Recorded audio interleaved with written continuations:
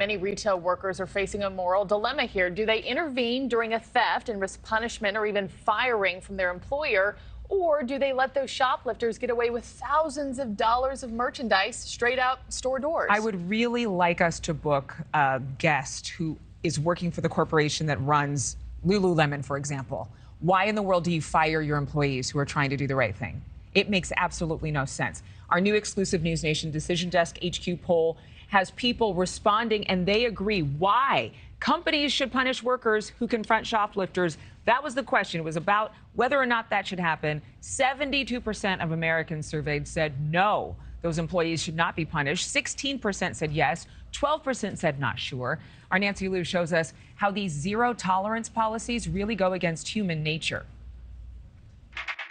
They are often just walking out the door with retailers' profits. Really, bro? You got to resort to this? Economy's not that bad. Shoplifters caught in the act stealing hundreds of dollars in laundry detergent from a King Superstore in Colorado. Top items being stolen by individuals or by organized theft rings are nickel and diming stores to losses that are adding up to big bucks. By 2025, the retail industry says losses will total $115 billion.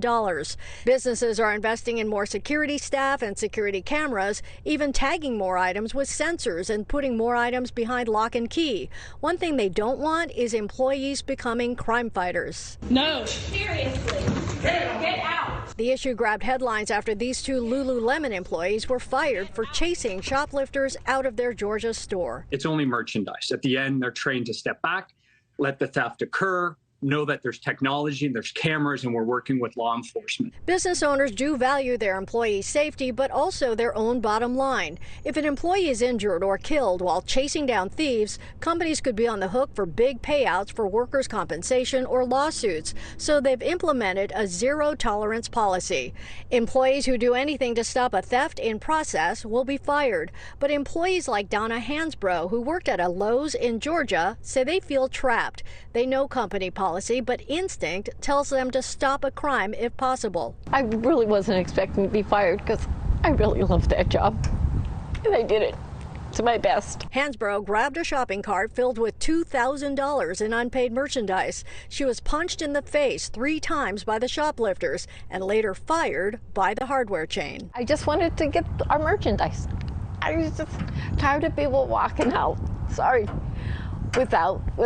without paying for our stuff. Hansbrough is far from alone. Across the country, case after case of employees who are trying to stop shoplifting being fired under these zero tolerance policies. In a NewsNation and Decision Desk HQ poll, 72% of voters believe employers should not be allowed to punish employees who intervene against shoplifters. Some of these employees, they know what's right and what's wrong, and they feel, hey, this is wrong, and they think it's their, almost their duty to step up, not let this kind of crap happen. If the guy had a gun, I'd be dead. So they're trying to protect employees. Thank you for watching. Go to newsnationnow.com to find NewsNation on your television provider. And don't forget to click the red subscribe button below to get more of NewsNation's fact-driven, unbiased coverage.